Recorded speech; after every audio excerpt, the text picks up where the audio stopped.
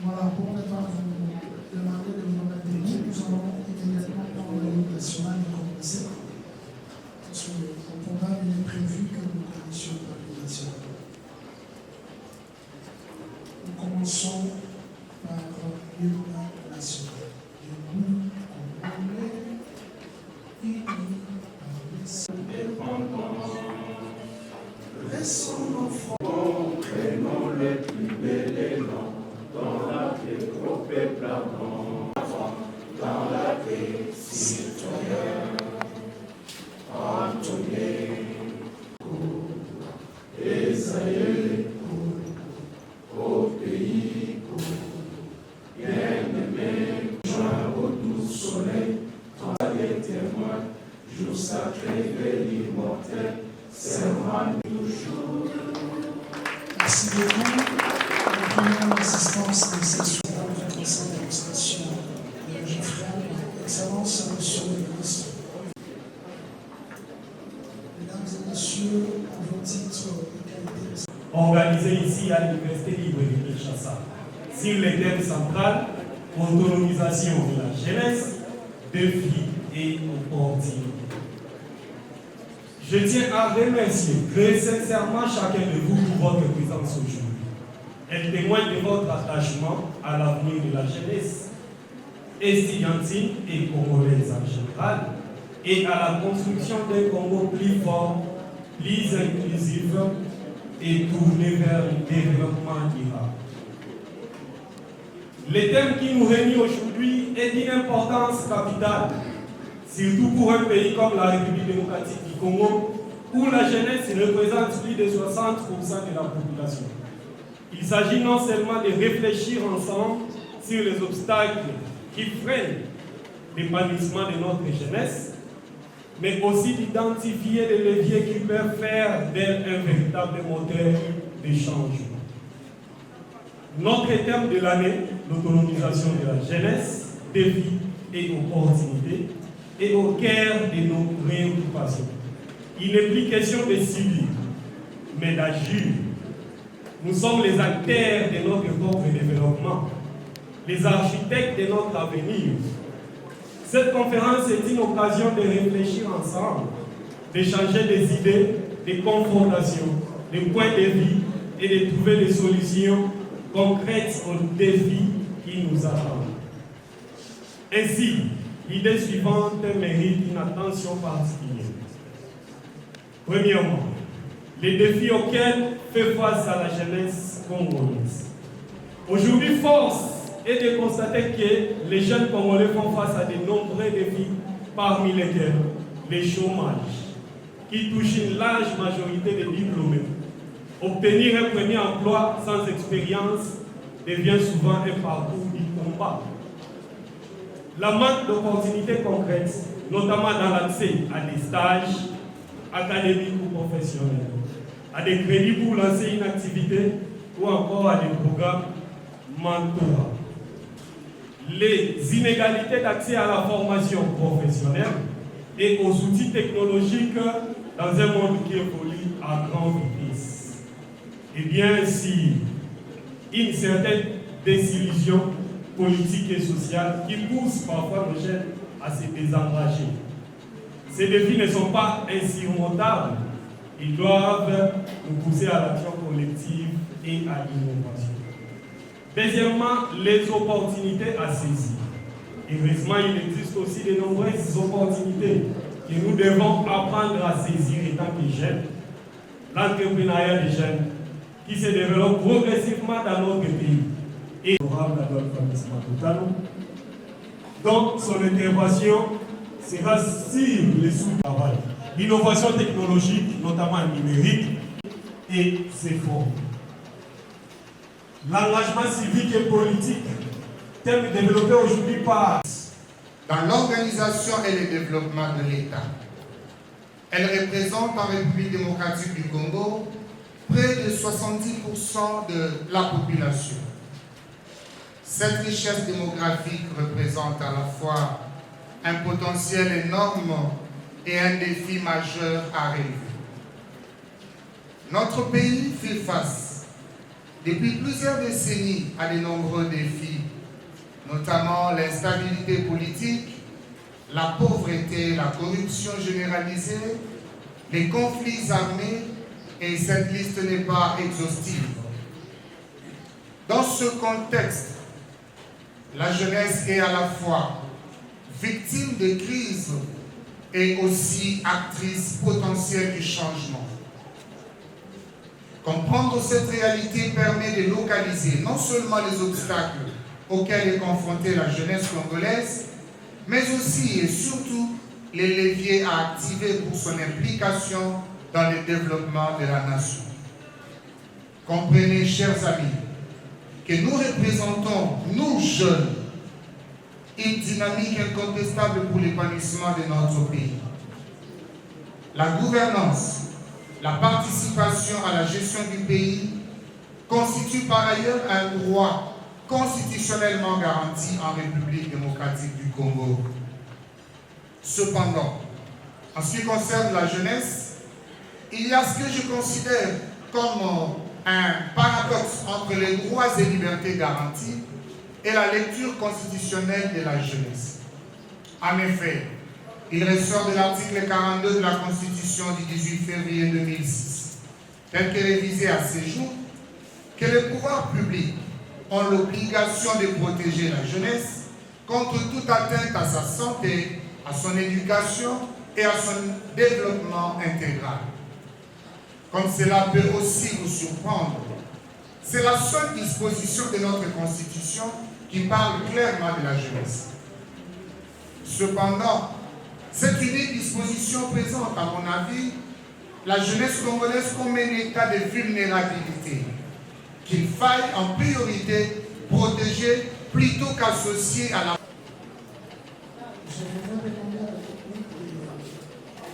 Le magnifique recteur, cher professeur, mesdames et messieurs les membres du conseil d'administration et du comité de gestion de l'université libre de Kinshasa, mesdames et messieurs, membres du corps académique et scientifique de l'université libre de Kinshasa, Monsieur le Président du comité général des étudiants, mesdames et messieurs, membres du comité général des étudiants de l'université libre de Kinshasa, distingués invités, mesdames et messieurs, chères étudiantes et étudiants de la grande université libre de Kinshasa. Permettez-moi, avant mon propos, de vous adresser les chaleureuses salutations de son Excellence, Monsieur le Président de la République, chef de l'État, son Excellence Félix Antoine Tshisekedi Tshilombo. Et par la même occasion, je vous salue parce que je suis là en tant que ministre au nom de son Excellence Madame la Première ministre, chef du gouvernement Judith Soumino Toulouka. Ensuite, je voudrais vous exprimer tout l'honneur et le sens des responsabilités que je ressens au moment où je me tiens devant vous. À l'occasion des journées d'activités scientifiques, éducatives, sportives, culturelles de notre université dénommée ULK, Semaine ouverte. Dans le cadre de la clôture de l'année académique 2024-2025, dans ce beau cadre de notre université. Pour moi, l'Université libre de Kinshasa, ILK en sigle, est une institution avant-gardiste et pionnière de l'initiative privée dans la formation universitaire qui fait la fierté de notre système d'enseignement universitaire pour avoir formé des cadres de renom et constitue un exemple de succès et d'engagement des hommes et des femmes dans la recherche scientifique, la formation académique et universitaire de notre jeunesse, avenir et élite de demain dans notre pays, que dis-je, du temps présent aussi. Je remercie les organisateurs de cette activité, particulièrement le comité général des étudiants de l'ULK à travers son président pour l'invitation m'adresser ce jour en qualité d'intervenant afin de vous entretenir sur la justice dans notre pays sous le thème très évocateur que je vais ici citer, refondation de la justice congolaise, quel bilan pour les réformes récentes. J'attribue à cette invitation et à ce thème un double rôle. Le premier est celui d'informer la jeunesse et le deuxième, c'est de susciter en vous l'envie d'opérer aussi dans les secteurs de la justice.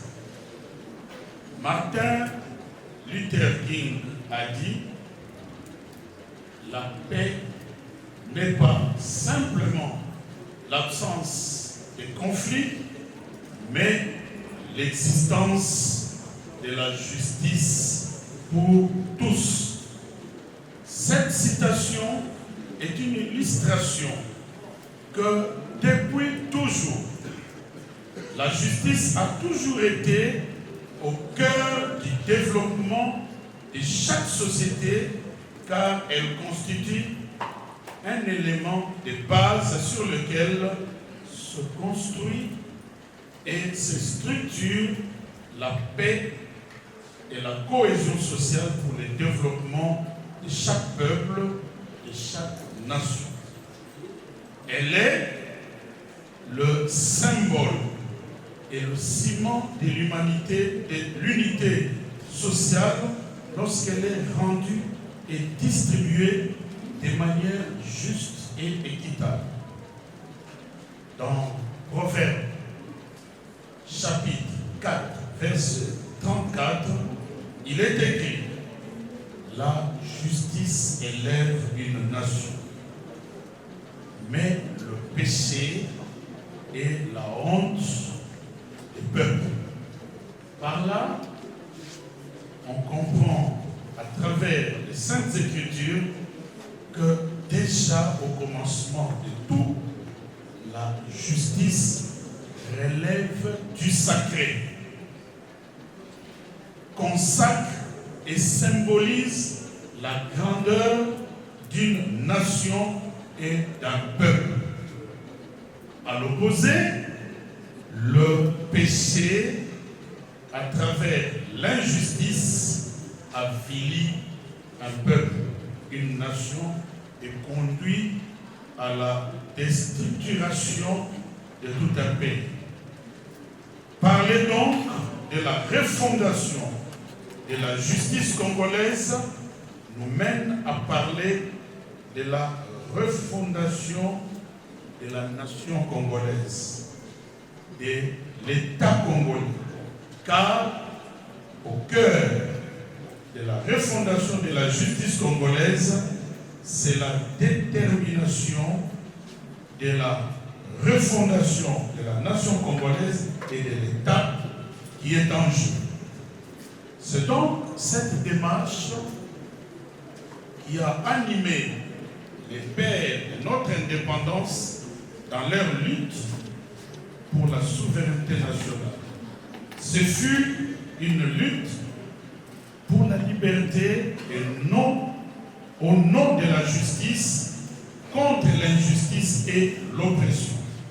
C'est dans ce sens que s'inscrit également l'engagement de son Excellence, Monsieur le Président de la République, Félix Antoine Tshisekedi Tshilombo, au moment où il a pris ses fonctions à la tête de notre cher et beau pays. Et cet engagement, il nous l'a aussi transféré dans l'exercice de nos fonctions au ministère de la Justice. L'article 149, alinéa 3 et 4 de notre Constitution, tel que modifié à ce jour, dispose ce qui suit. La justice est rendue sur l'ensemble du territoire national au nom du peuple. Les arrêts et les jugements ainsi que les ordonnances des cours et tribunaux sont exécutés au nom du président de la République. Cette disposition illustre, à mon sens, que les juges doivent savoir que lorsqu'ils décident, ils expriment la voix du peuple, sa volonté. Et j'ai toujours soutenu que les huissiers de justice chargés d'exécuter les décisions de justice sont les mains et les pieds du président de la République. Dans un état de droit, loin d'être une affaire des magistrats, des juges, des avocats et autres auxiliaires de la justice est et demeure avant tout une émanation du peuple et qui juge, magistrats dans leur ensemble, avocats en tant qu'auxiliaires de la justice, huissiers et que sais-je, dire leur légitimité, indépendance et souveraineté comme pouvoir régalien. Cette légitimité du pouvoir régalien de juger doit s'appuyer sur la légalité, c'est-à-dire le respect de la loi. Car en dehors de la loi, il n'y a pas de justice. C'est l'arbitraire, c'est l'anarchie. Comment alors remettre la justice au service du peuple. Mettre cette justice au cœur de la société. Cimenter l'unité nationale autour de la justice. Comment assurer la justice comme un véritable service public au service de la population et non comme instrument de pouvoir au profit de celles et ceux qui l'exercent. Bref, comment rendre légitime l'incarnation du pouvoir judiciaire à travers ceux qui l'exercent au nom du peuple. Des pistes, des solutions ou de la refondation. C'est dans cette dynamique et approche que nous amorçons et poursuivons les différentes réformes en cours dans notre justice congolaise en nous posant des vraies questions et en cherchant des réponses appropriées face au sentiment d'insatisfaction et d'injustice de nos concitoyens dans la manière dont la justice est rendue. C'est aussi dans cette optique que nous avons tenu successivement ces 2 dernières décennies des états généraux de la justice en 2015 et en 2024. Durant ces assises, l'engagement a été pris de trouver des solutions idoines aux maux qui rongent notre justice. Parmi ces maux, il y a la corruption, le corporatisme, le manque d'infrastructures, le besoin de formation, les sous-effectifs du personnel judiciaire, le manque d'indépendance, l'absence d'intégrité, l'impartialité et d'équité.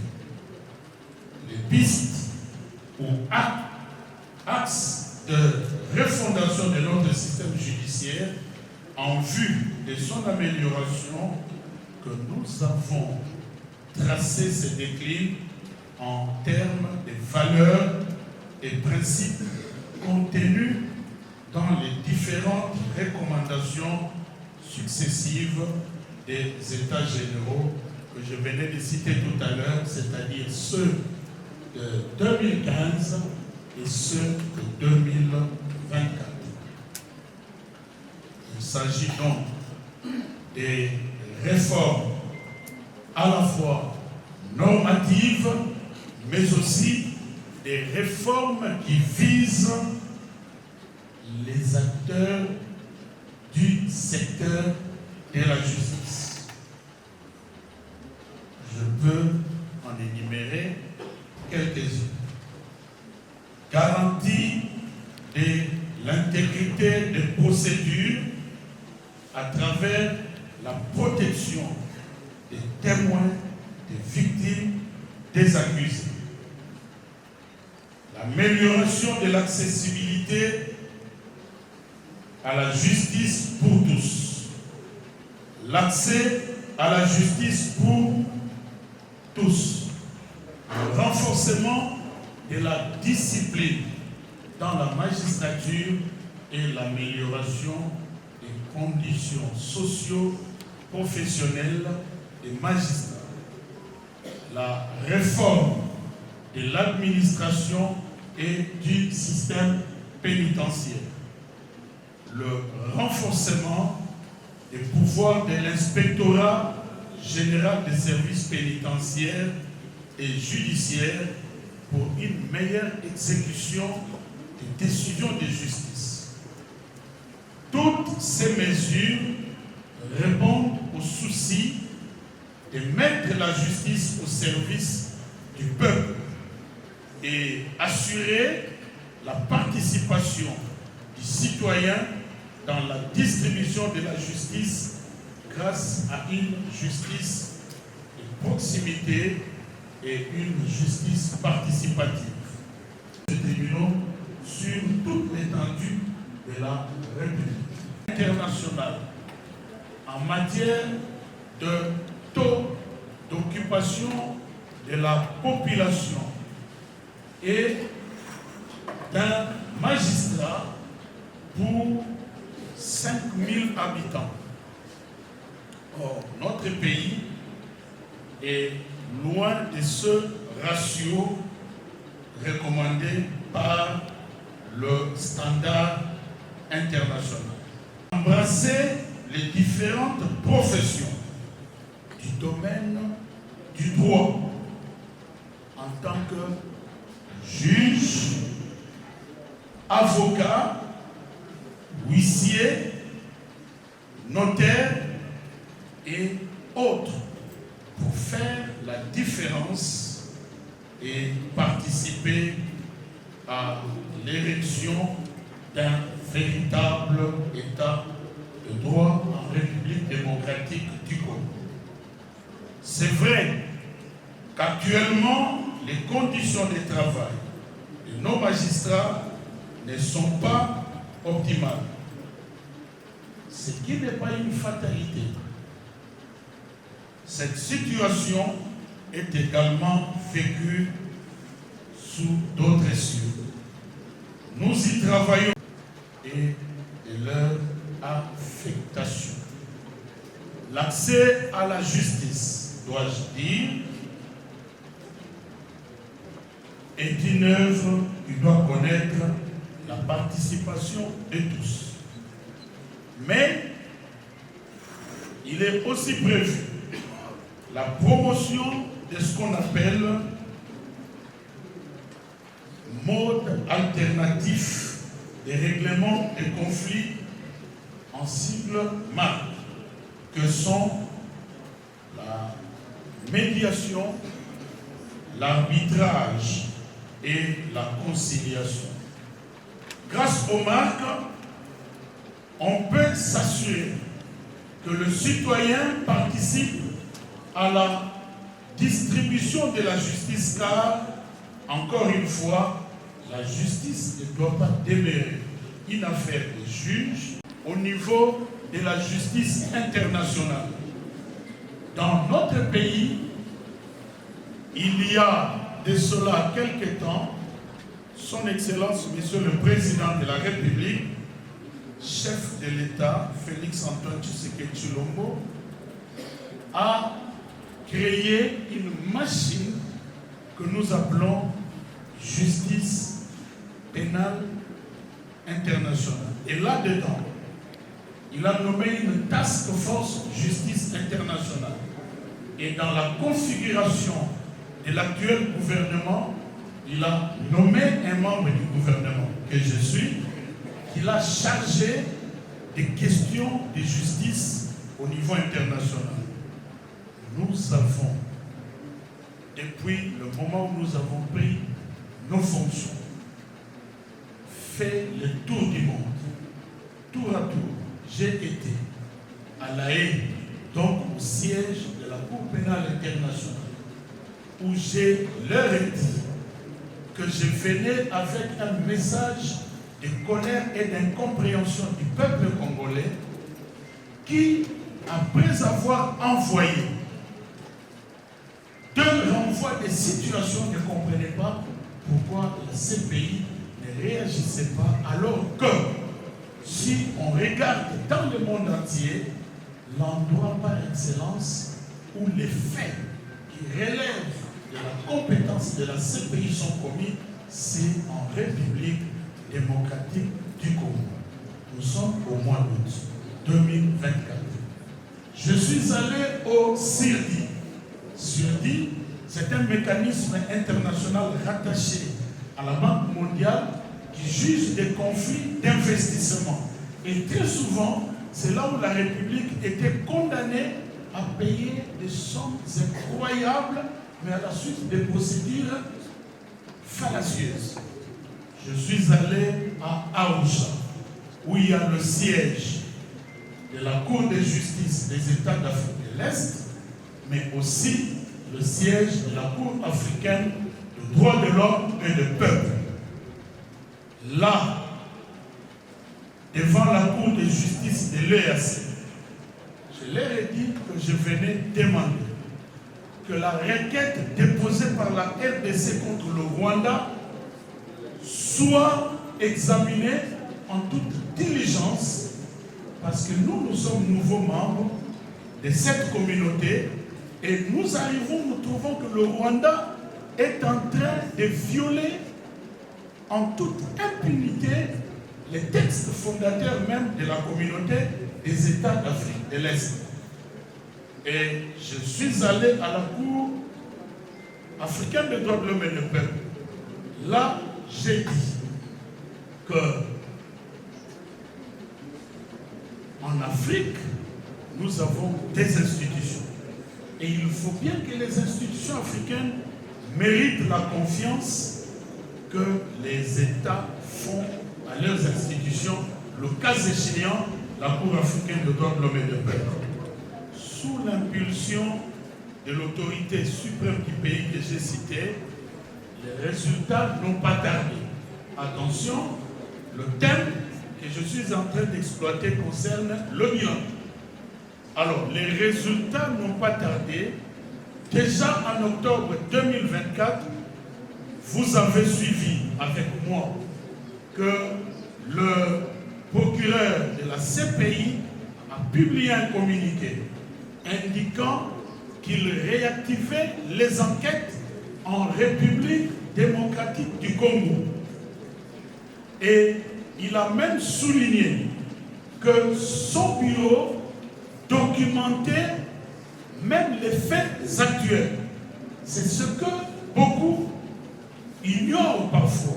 C'est qu'au moment où nous parlons ici, les exactions qui sont commises par le Rwanda et ses supplétifs du M23 et de l'Alliance Fleuve Congo sont documentées par la CPI. À vous, juristes, vous savez que dans le système de la CPI, on ne distingue pas nettement le fonctionnement du parquet et des juges. Parce que même pour déclencher les enquêtes, le procureur doit échanger avec les juges parce que ce qu'il récolte va passer par la chambre préliminaire. D'arrêt internationaux peuvent être lancés contre X et Y. Ceci est un grand résultat dans le cadre des réformes de la justice initiées par son Excellence, Monsieur le Président de la République. De même, vers le mois de novembre, nous avons été appelés, c'était précisément le 26 novembre, nous avons été appelés devant la Cour de justice de l'EAC, où RDC et Rwanda ont comparu. L'affaire a été prise en délibéré en ce qui concerne les exceptions soulevées par le Rwanda. Un autre procès, c'est celui devant la Cour de justice de l'EAC. Et là, vous avez suivi dernièrement que la Cour s'est prononcée en faveur de la RDC et on a donné 60 jours au Rwanda pour répliquer aux accusations de la RDC et que très bientôt, le Rwanda, je puis vous le confirmer, le Rwanda sera condamné pour tout ce qu'il fait en République démocratique du Congo. C'est pour dire que sur le plan interne, le bilan actuel indique un taux d'exécution de 0,6% des recommandations des États généraux de 2015. À l'endroit de 3 prestataires magnifiques. Si davantage vous partagez ce que je viens d'énoncer, parce que je vous ai engagé, eh bien, je souhaite que les applaudissements frénétiques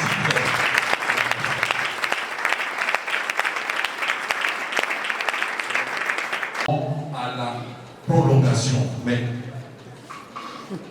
on est tous fatigués et ils ont d'autres tâches. Tout simplement pourquoi? Parce que quelqu'un m'a...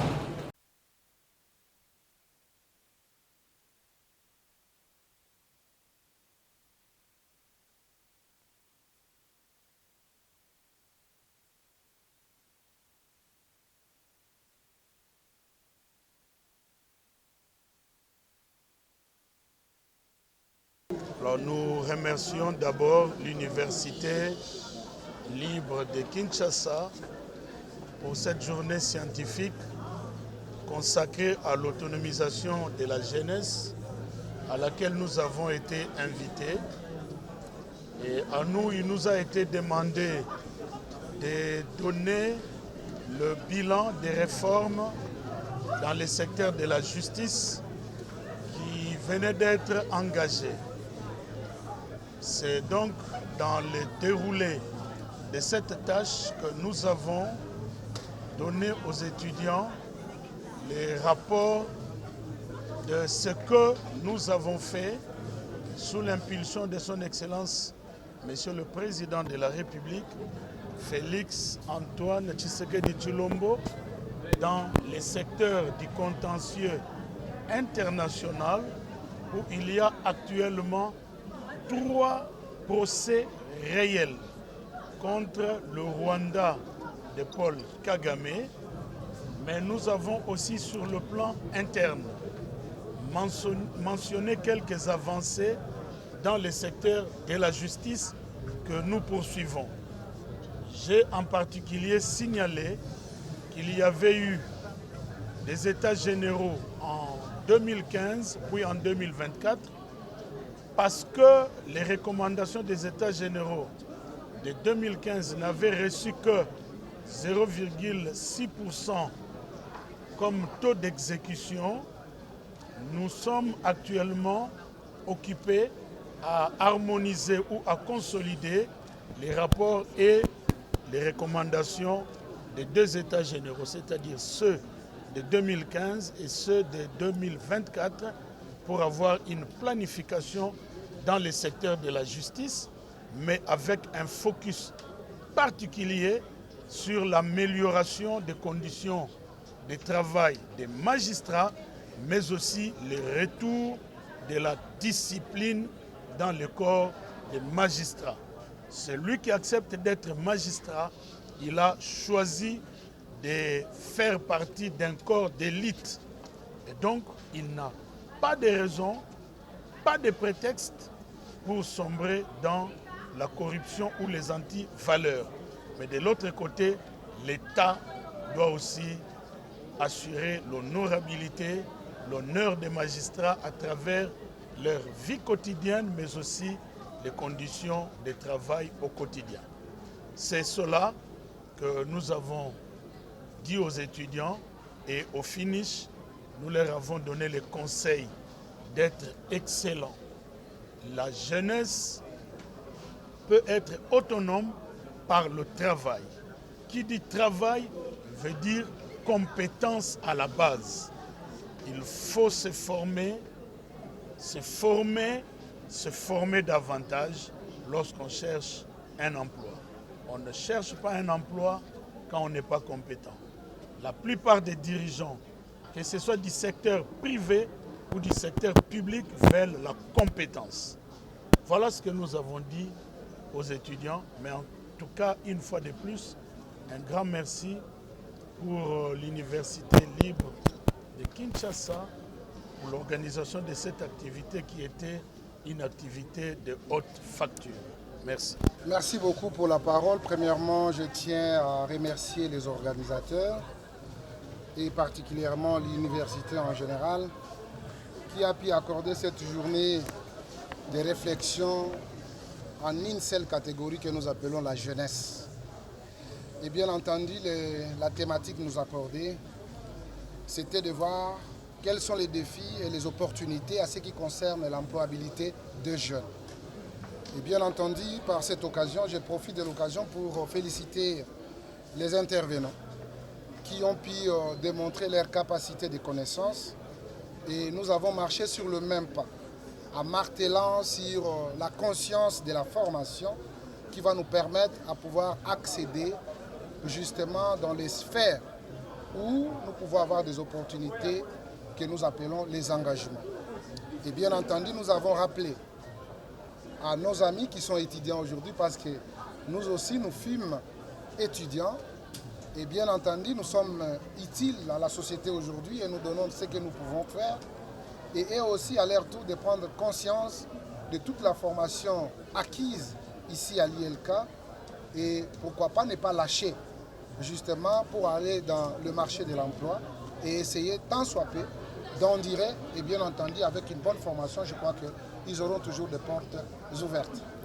Vraiment un grand merci à tous, à tous les participants et surtout aux organisateurs qui ont pu démontrer quand même leur capacité de pouvoir réunir les intelligences de la République pour parler sur les intérêts et surtout ce qui concerne la jeunesse, que nous mettons toujours au devant de tout et surtout que nous protégeons de tout bien. Parce que sans la jeunesse, on ne peut jamais espérer à un avenir. Donc avec la jeunesse, le pays peut espérer à un développement digne et palpable et surtout parler du développement de celle-ci.